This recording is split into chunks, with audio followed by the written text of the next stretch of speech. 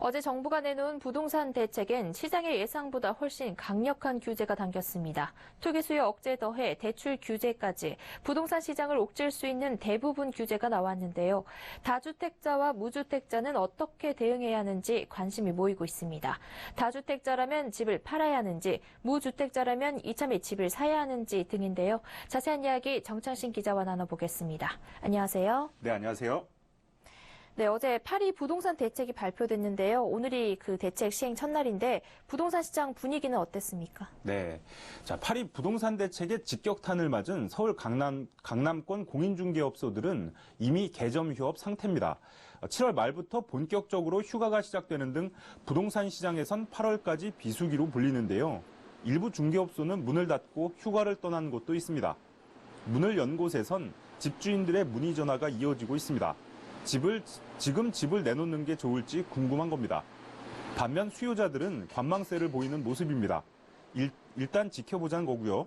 또 당장 매도 거래는 많지 않을 것으로 관측되고 있습니다.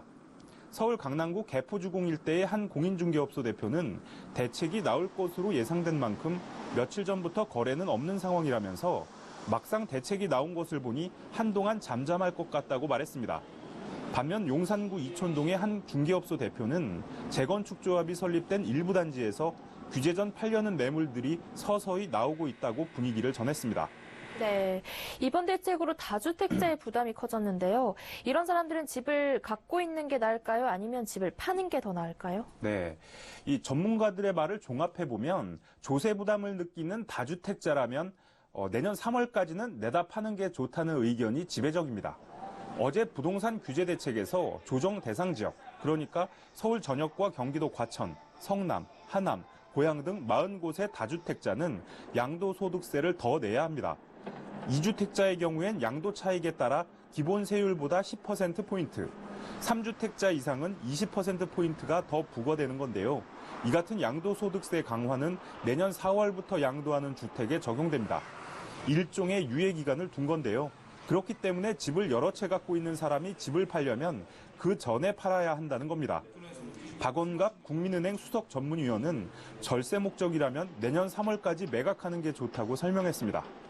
함영진 부동산114 리서치 센터장은 다주택자는 세금이나 대출 등 환금성이 떨어지고 조세 부담이 커졌기 때문에 추가 구입은 자제하고 또 만약 팔 게 아니라면 임대사업자 등록이 유리하다고 강조했습니다. 조정 대상 지역에서 다주택자가 임대사업자로 등록할 경우에는 이 다주택 양도세 중과에서 제외됩니다. 물론 자금 여력이 풍부한 사람은 고강도 대책에도 현재의 주택을 보유할 것으로 예상됩니다. 네, 집이 없는 실수요자들은 이참에 집을 사야 되나 아니면 좀 더 기다려봐야 되나 고민이 많은데요. 전문가들 전망은 어떻습니까? 네, 앞서 말한 대로 다주택자들이 집을 내놓을 가능성이 커졌기 때문에 시장의 물량이 대거 쏟아져 나올 때를 노려야 한다는 의견이 나오고 있습니다. 권일 부동산인포 리서치 팀장은 무주택자 등 실수요자라면 지금 당장은 현금을 쥐고 있는 게 낫다고 설명했습니다. 권 팀장은 갭 투자에 나섰던 투기 수요나 다주택자들이 세금 부담이 커지면 대거 집을 내놓을 가능성이 있다면서 올 하반기에서 내년 3월 말까지 타이밍을 보면서 집을 사는 게 유리하다고 덧붙였습니다. 함영진 센터장은 무주택자는 대출 규제에서 빗겨나 있고 가점제 비중이 높아지는 만큼 자금 마련 부담이 크지 않다면 확대된 기회를 노리는 게 좋다고 설명했습니다. 박원갑 위원도 무주택자는 분양 청약을 눈여겨보는 것이 좋다고 말했습니다. 정부는 어제 부동산 대책에서 실수요자를 위해 청약 제도를 개선했는데요. 투기 과열지구와 조정 대상 지역의 청약 가점제 적용을 확대한 겁니다.